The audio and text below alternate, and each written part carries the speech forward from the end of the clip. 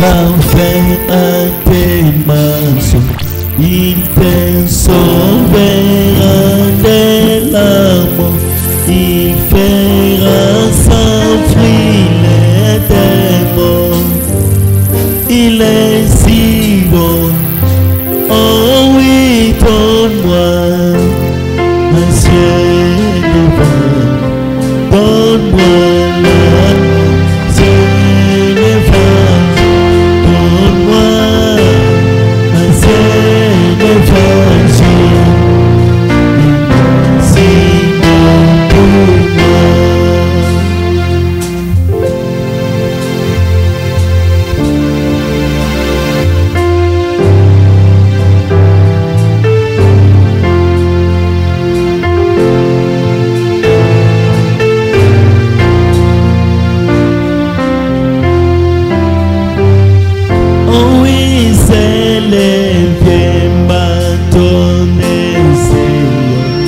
C'est le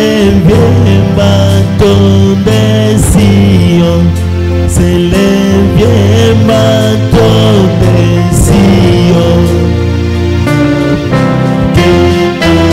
Oui, donne-moi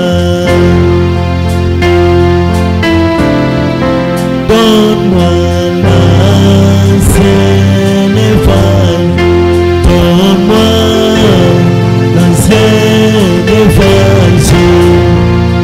Il est si bon pour moi.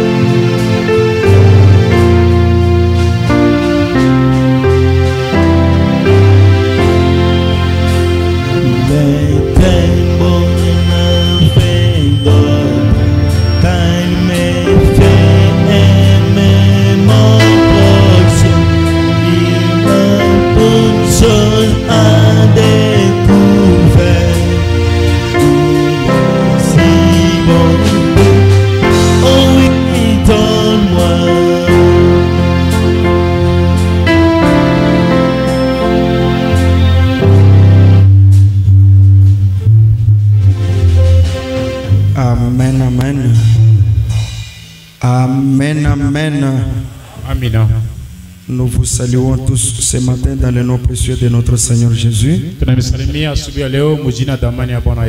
Que le Seigneur Jésus-Christ vous bénisse. Est-ce que vous êtes dans la joie ce matin? Alors acclamons le nom du Seigneur Jésus-Christ.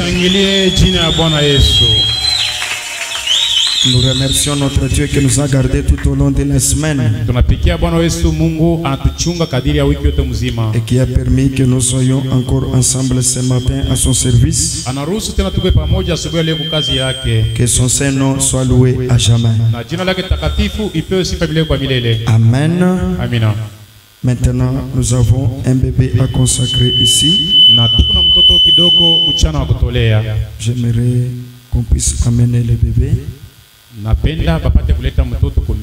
C'est le bébé Kamonya Darien de notre frère Patrick Soulou et de la sœur Mado Kamar. Amenez le bébé.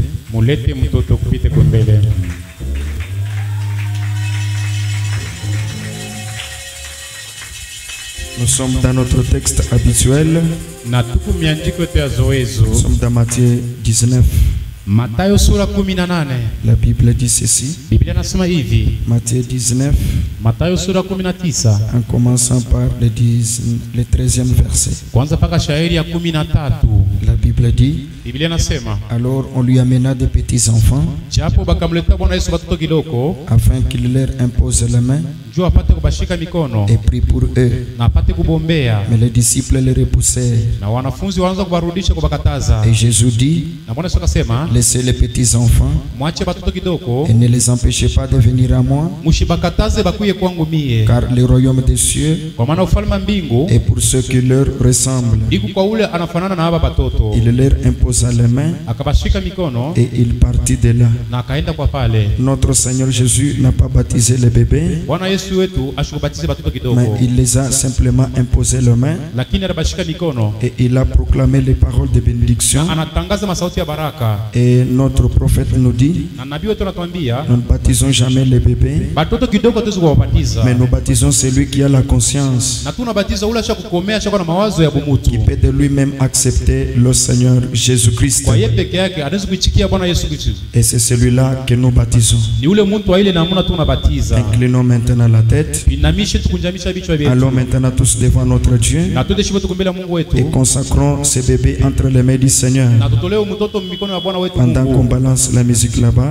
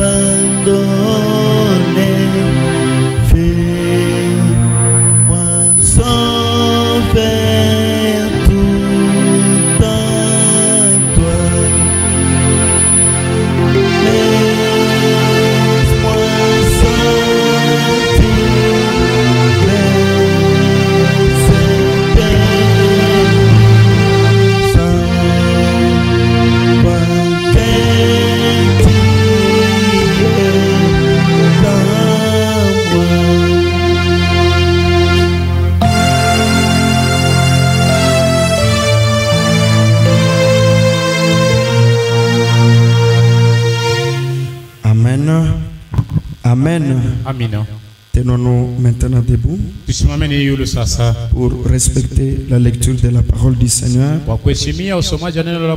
Tenons-nous debout. Nous sommes dans dans Luc 17. Prenons le livre de Luc 17. Là où nous sommes en train de lire au cours de la semaine. Et nous commençons à partir du 26e verset. Luc 17. La Bible dit ceci. Ce qui arriva du temps de Noé arrivera de même au jour du Fils de l'homme.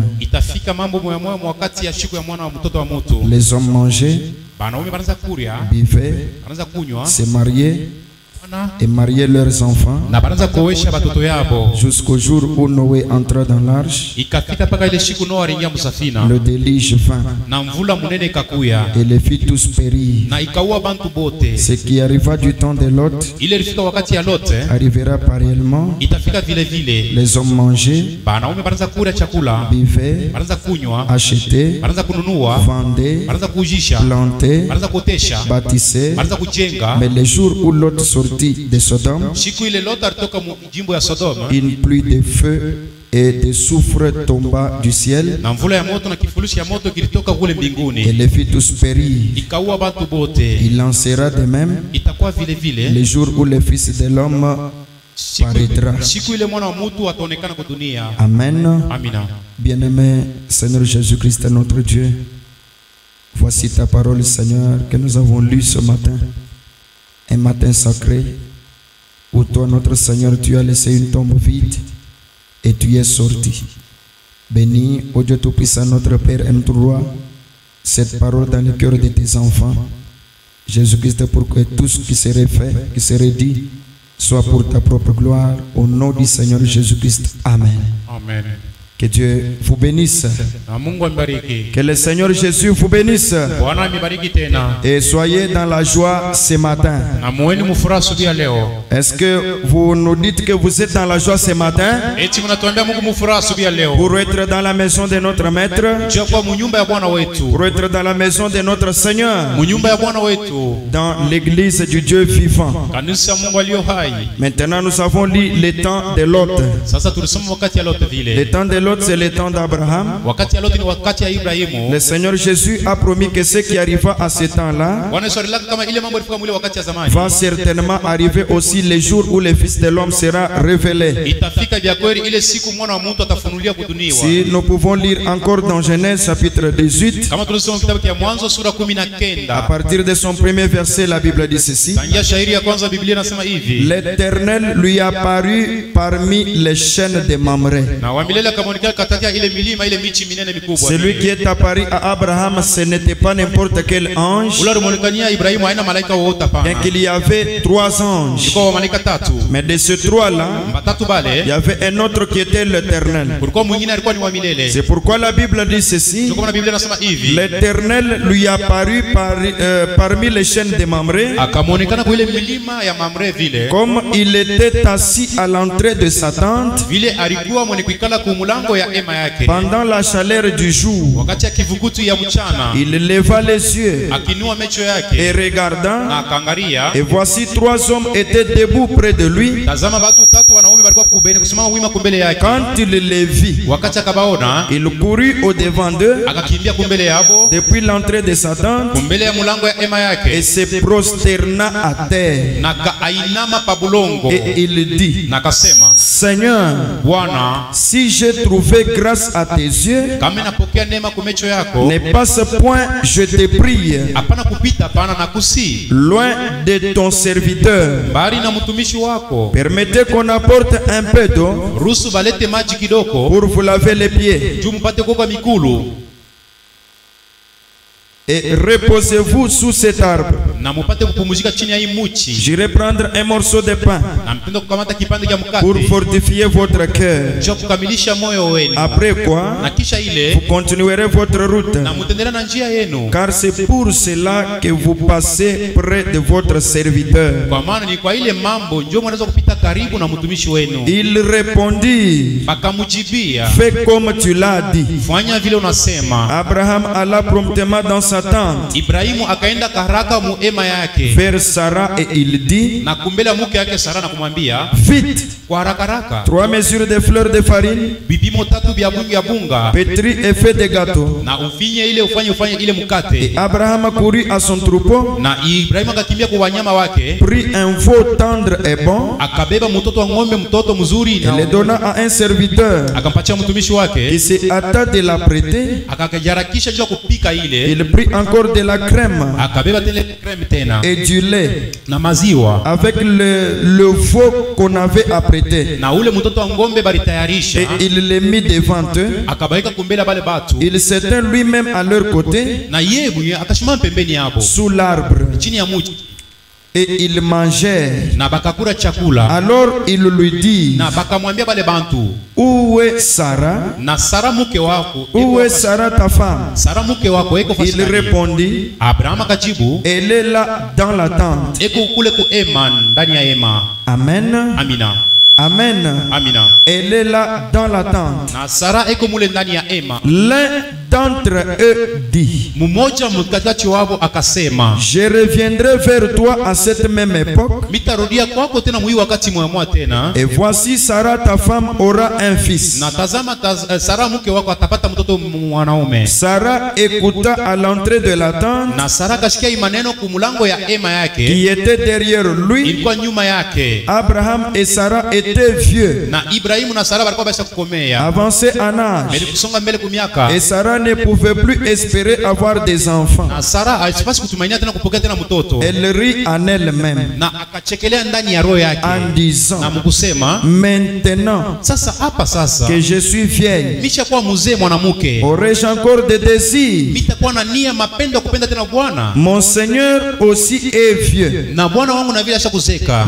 L'Éternel dit à Abraham, Na wa milele akaambia Ibrahimu, pourquoi donc Sarah a-t-elle ri kwa nini Sara mke wako anacheka? en disant, Na mkusema, est-ce que vraiment j'aurai un enfant, eti bia kweli mitapokea nitapata mtoto mwanaume? moi qui suis vieille? Mimi nikuwa mzee mtoto mwanamke mzee? Y a-t-il quelque chose qui soit étonnant de la part de l'Éternel? Kuku kitu mwa kinakuwa kia nguvu kumbele wa milele. Au temps fixé, je reviendrai vers toi Wakati inekwekewa mitakurudia tena kumbele à yako. cette même époque, Mwi wakati mwamoya et Sarah aura un fils. na Sara mke wako atapata mtoto mwanaume. Amen, amen. Amina, amina. Que l'Éternel notre Dieu bénisse la lecture de sa parole. Wa milele Mungu wetu abariki usomaji neno Que lake. sa parole bénie soit encore une fois de plus bénie. Na sauti yake ibarikiwe tena ibarikiwe mara nyingine tena. Est-ce que vous acceptez aussi Na cela? mwe mnachika ile maneno. Amen, amen. Amina. C'est sur ce texte que nous avons lu dans la Bible Ni yule ya hii miandiko tunabeba mu Biblia. que nous sommes en train de parler, Na tutasemezea. que nous sommes en train de méditer avec l'auditoire Na tunafikiri na maskani yote mzima. pour voir ce que l'Éternel notre Dieu a fait dans ce temps de la fin. Jua kuona vile wa milele Mungu wetu anafaa kuishi wakati ya mwisho. Parce que Frère Branham est en train de comparer ces deux époques. Kwa maana ndugu Branham iko nafananisha hii wakati yote vizuri. Comme nous avons parlé du retour au commencement, Kwa ile tunasema kwa kurudia kwa mwanzo. nous avons vu comment nous tous ici nous sommes retournés au commencement Na tunaona namna kana shibo hapa turudia kwa et que nous mwanzo. sommes devenus la parole faite chair. Na tunakuwa sauti ni kufashika mwili ya Étant Mungu. donné que nous sommes des chrétiens, Ile wakati tuko Kristo. étant donné que nous sommes des croyants Ile wakati tuko waaminifu. qui croient à la parole promise pour notre temps. Na tunaamini kwa sauti ni kulakia kwa wakati yetu. Et nous avons lu Frère Na Branham tusoma ndugu Branham. qui nous a dit que quand la parole entre dans le cœur humain, Alituambia kama sauti inaingia mroho ya qu'est-ce que mtu. cette parole fait de vous? Ile sauti inakufanya unakaa kitu gani? Elle fait de vous la parole de nouveau dans la chair humaine. Unafanya wewe uwe sauti maana mwili ya mtu mara nyingine Amen, tena. amen. Amina. Ça c'était à notre niveau. Ile ilikuwa ni mwatua yetu. Étant donné que nous sommes des croyants de ce temps. Ile wakati tu waaminifu wa wakati. Maintenant c'est depuis mercredi Tangia kazi tatu. que nous sommes en train d'aborder les choses qui se sont faites dans ce temps de la fin. Na tuko nasemeza kwa vitu vinafanyika wakati ya mwisho. Pour voir maintenant au niveau du prophète majeur, Kuna mwatua ya nabii munene wa mkuu. avec les grandes promesses que Dieu a données dans cette Bible, Hii malako kubwa ile Mungu anaita mu Biblia. qu'est-ce que Dieu avait promis Ni kitu gani Mungu alilaka? et qu'est-ce qui s'est accompli en ce jour Kilifanyika mwili mashika wa et mwisho. pourquoi nous avons quitté les dénominations Na kwa nini tulitoka madhehebu? et quelle est la différence entre nous et ceux qui sont restés Tofauti ya dini pakati ya pour shida que ba nous nous madhehebu. disions que nous sommes au message du temps de la fin. Kwa nini tupate kusema shitu ku mjumbe wakati wa mwisho? Amen, amen. Amina. Que Dieu vous bénisse. Mungu ambariki. Que Dieu vous bénisse. Mungu ambariki. Et nous avons constaté depuis mercredi Na tuliangalia kazi tatu vile. que personne ne s'est fâché.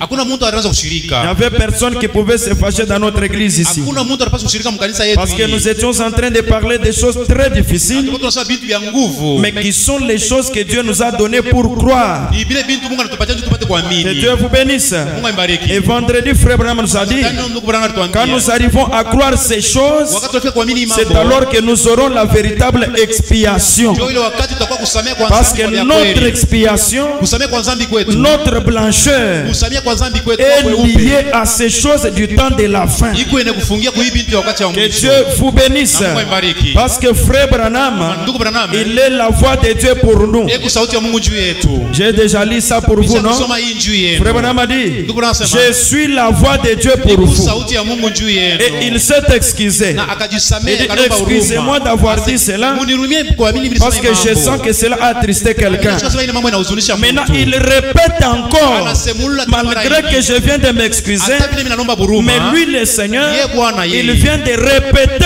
pour la dernière fois et il me dit, répète ce que tu viens de dire. Que je répète quoi?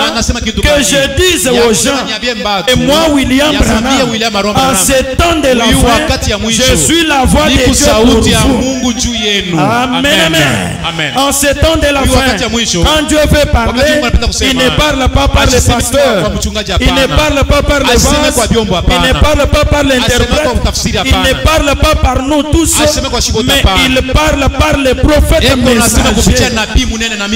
Alléluia.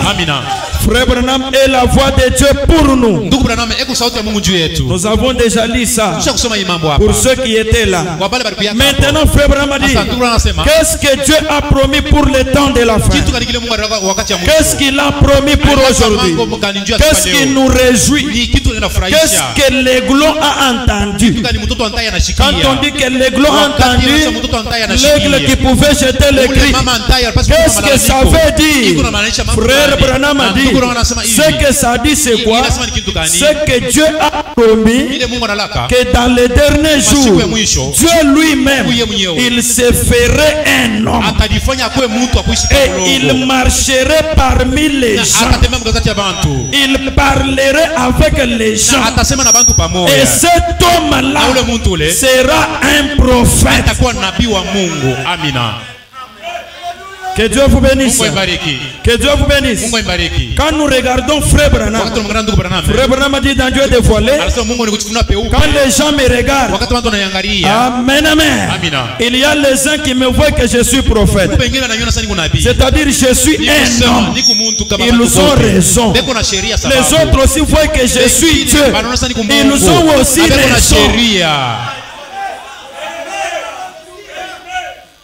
Ne condamnez personne.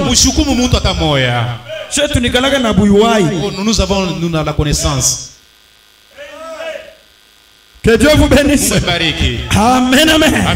Celui-ci regarde Frère Branham. Il voit que celui-ci c'est un homme. Parce qu'il commet des erreurs. Comme vous et moi. L'autre aussi regarde. Il dit que celui-ci c'est Dieu. Parce qu'il a vu l'action de Dieu au travers de cet homme. Alors Frère Branham a dit, tous les deux ont raison. Maintenant écoutez ce qu'il dit. Malgré que tous les deux ont raison. Celui qui a vu un homme a raison. Celui qui voit Dieu a raison. Maintenant Frère Branham a dit, mais ce qui amène la vie éternelle, c'est la foi de celui qui voit dans l'invisible. Celui qui a vu un homme, il n'a pas vu l'invisible. Maintenant derrière un homme, il y a la divinité. Et celui qui voit cette divinité, c'est celui-là qui a la vie éternelle. Amen, amen.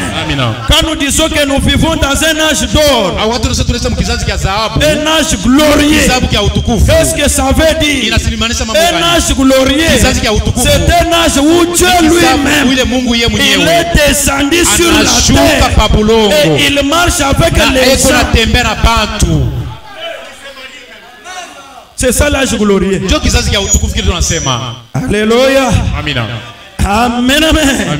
Que Dieu vous bénisse. Et ça nous rend fous. Parce que Dieu nous a fait grâce. Comme je disais aux serviteurs, nous tous ici, les grands Katanga et les grands Kasai, je leur avais dit, nous vivons d'une très mauvaise tribu. Une mauvaise tribu.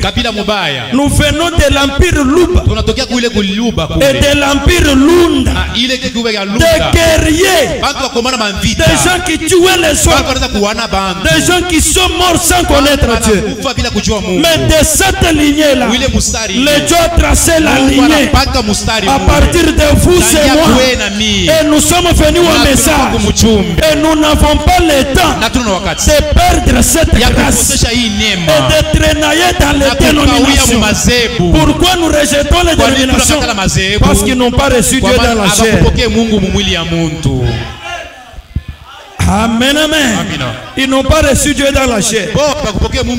J'ai dit au cours de la semaine, nous ne sommes pas venus au message pour des visions, pour les dons spirituels. Nous ne sommes pas venus au message pour la guérison divine. La guérison divine était là tous ces temps. Mais nous sommes venus au message parce que Dieu, il s'est fait un homme. Amina. Amen, amen. Que Dieu vous bénisse. Nous devons grandir. Amen. Nous devons monter.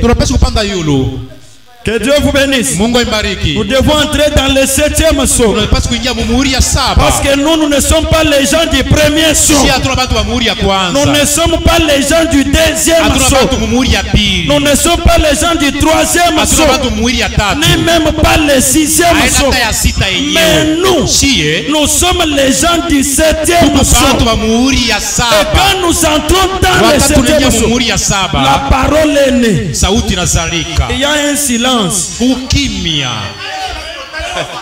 Amen, amen. Amina. Dans le 7e saut, il y a un silence. Et nous avons reçu un homme qui nous a révélé le silence.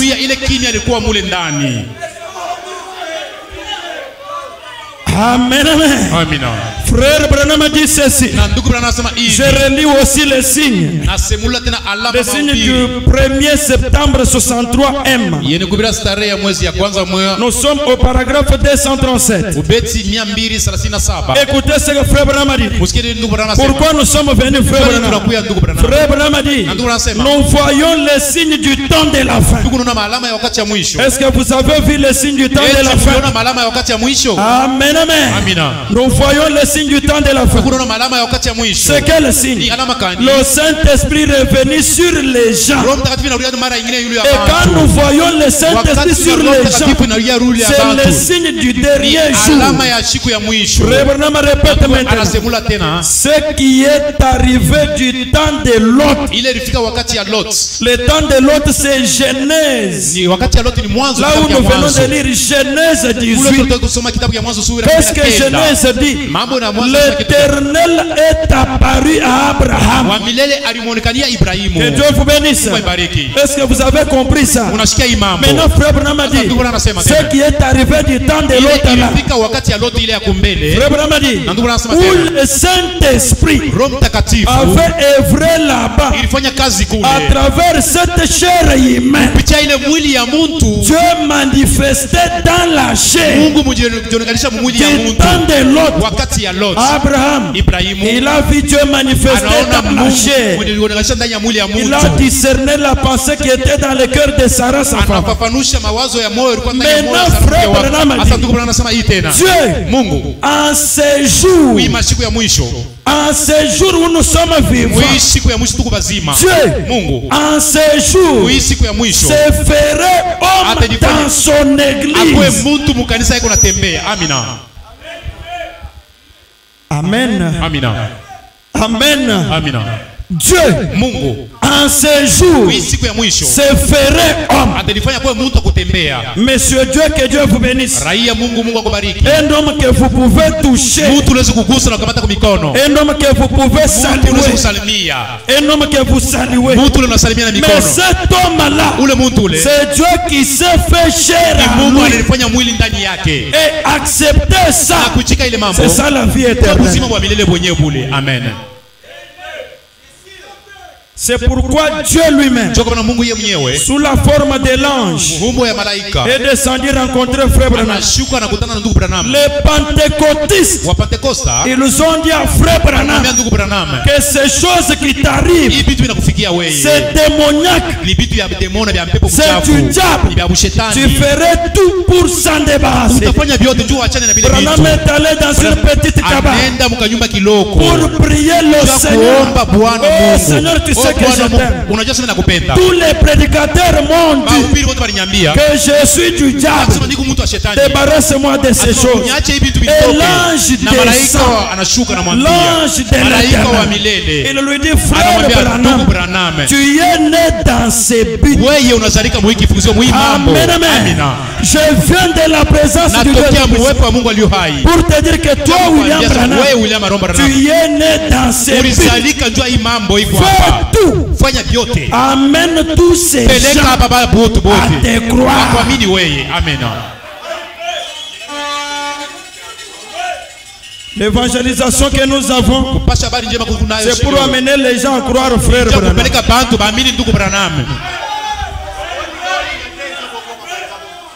Je ne fais pas tout pour amener les gens à me croire moi. Moi je n'ai pas de promesses. Que Dieu vous bénisse. Mungu aibariki. Que Dieu vous bénisse. Mungu aibariki. Mais moi je fais tout Mimi nafanya yote nawezekana. pour amener El Shaddai tabernacle El Shaddai maskani. à croire frère. Ya kuamini ndugu Branham. Est-ce que vous croyez frère Eti Branham? muamini ndugu Branham. Croyez-vous frère Branham? Unamwamini ndugu C'est Branham. ça la parole. Ndio sauti ile. Tout celui qui n'a pas encore cru frère Branham, Ule wote siamwamini ndugu Branham. il n'a pas encore cru la parole. Nikusema siamini kama sauti. Parce que la parole de Dieu Sauti ya aujourd'hui, Mungu siku ya leo c'est Malachie. ni Malaki 4. Or Malachie 4, Japo Malaki 4 ses frères ni ndugu Branham.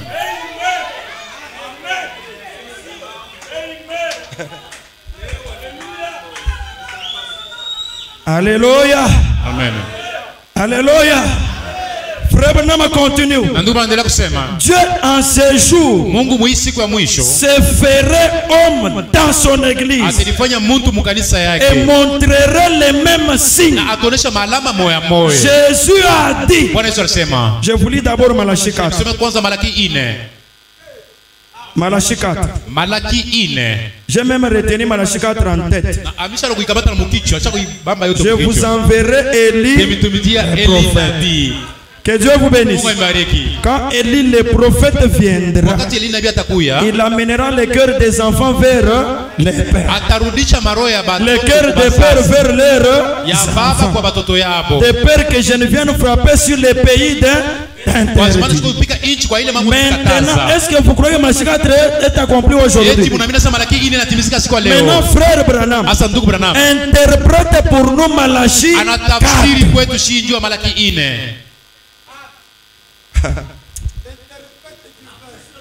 Ikalamo kwangata mukenje kutula na mabesha kufunyika muntu mukana papa. Umbumina musango. Kama ilikuwa sema ya kubeba hii mjumbe hii, kubeba hii makaratasi kuweka mtu mkinyo anemeza mala moya. Parce qu'on passe le temps pour rien. Sasa tunapisha wakati njoo bule. On part à gauche à droite non. Prends seulement ces messages. Pour le mukana. Wewe beba paka mjumbe, alifungula mkinyo wako, meza hayo mala moya. Amen, amen. Njoo ingie mtumbo. Frère Branham a dit ceci. Ndio nasema hivi.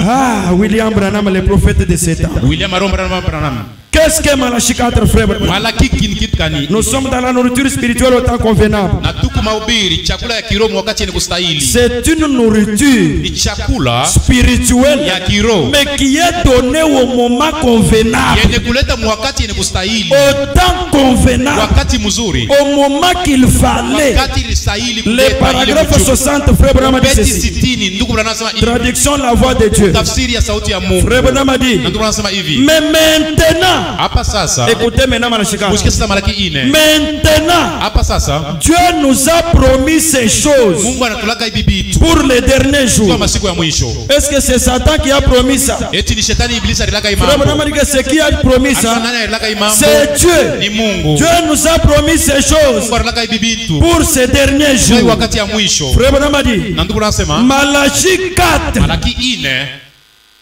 Amen. Amina. Malachie 4, Malaki 4 virgule. mkato. Il est dit Inasemewa que Jésus-Christ Bwana Yesu Kristo descendrait atashuka et tena. se présenterait Atajitambulisha dans une chair humaine. mwili ya bumutu. Amen. Si nous disons que ma Kama est tunasema Malaki accompli, 4 inatimizika. c'est que le Seigneur Bwana Jésus-Christ Yesu Kristo yeye mwenyewe est descendu dans une chair de Malachie mumwili ya Malaki 4 ndani ya